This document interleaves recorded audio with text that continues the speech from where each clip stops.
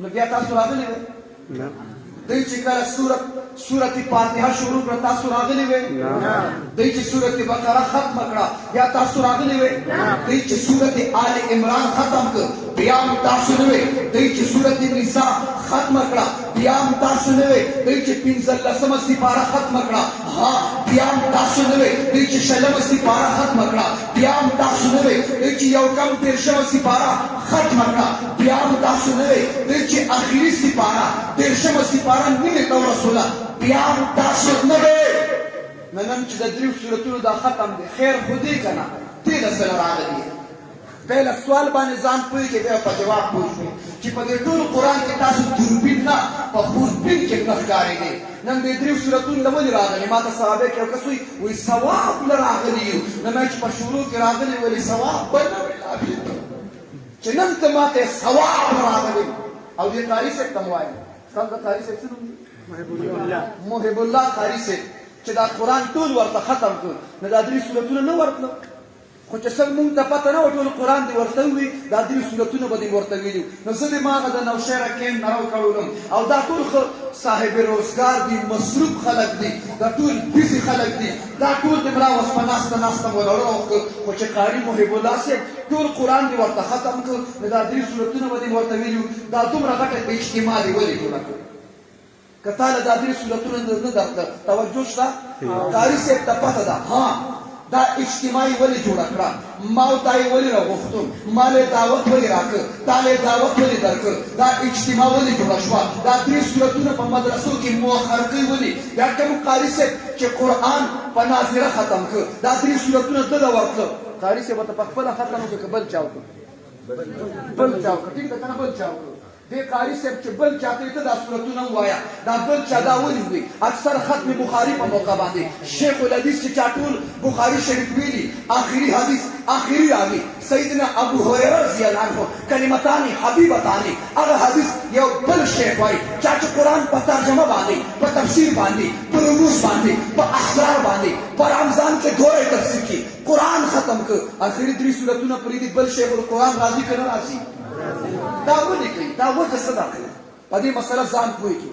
دې قاري صاحب له درې سورتونه ورتله که نه ورتله که نه ورتله دا یې مؤخر ولې کړه دا درې سورتونه یې وروستې ولې پرېښودل اسان مثال سره خبره پوهې کې راځي ستاسو د ټولو څه غواړم زه به نور نه وایم چې توجه دا به زه په تاسو وایم څه غواړم زما په دې ښه برابر زړه راوښته څه به غواړم څه غواړم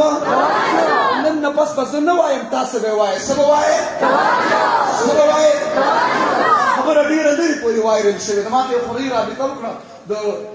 کراچۍ کې وایي دلته خلکو په تیز رفتار فرشتو به یې لیکلي چې توجه زنده‌باد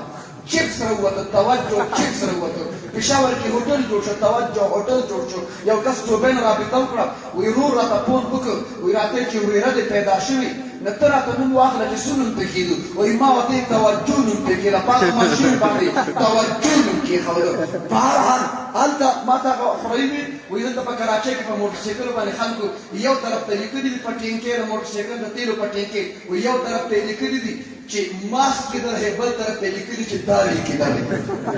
بهرحال څه غواړم د مازدیګر لمونځ څو رکعته دي څو رکعته دي څو رکعته دي څو رکعته دي آسماني کتابونه څلور دي مقرب فرشتې څلور دي د پیغمبر یاران څلور دي صفتونه څلور دي موسمونه څلور دي مذهبونه څلور دي د پیغمبر یاران حق یار چار گنبد کے حروف چار خزا کے حروف چار اوپر کے حروف چار نیچے کے حروف چار یہاں وہاں کے حروف چار موسم بھی چار موسم کے حروف بھی چار حق یار آسمانی کتابونه څلور دي مقرب فرشتې څلور دي د پیغمبر یاران څلور دي صفتونه څلور دي بیا وایه پهله فرصت کې په تبلیغ کې څو میاشتې دي وایه که نه څو میاشتې دي تبلیغ کې میاشتې څلور دي د جهاد حروف څلور دي لفظ الله حروف څلور دي لفظ قرآن حروف څلور دي د صدیق حروف څلور دي د مازدیګر څو رکعته لمونځ دی څو رکعته لمونځ دی څو رکعته لمونځ دی څو رکعته لمونځ دی امام قاری محب الله صاحب دی که نه د مازدیګر څلور رکعته لمونځ قاري صاحب کوم دی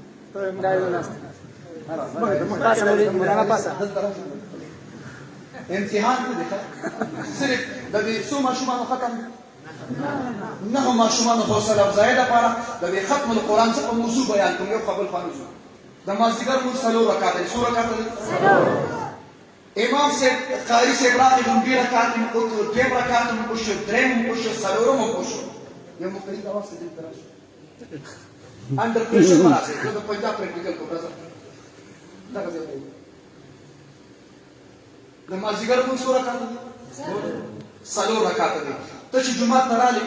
ته چاته کې شوی ای پاتو پتا سره چارا ټینګړي خو نه چارا ټینګړي ماته پتا نشته ته چې جمعه ته راغلی لومبي رکعات هم شوی دویم رکعات هم شوی دریم هم شوی څلورم هم شوی ذکر کړی امام صاحب نے فرمایا امام اعظم امام ابو حنیفه رحمه الله خلق په دې بازار کې دغه د اوس منډي بازار ته شکم بازار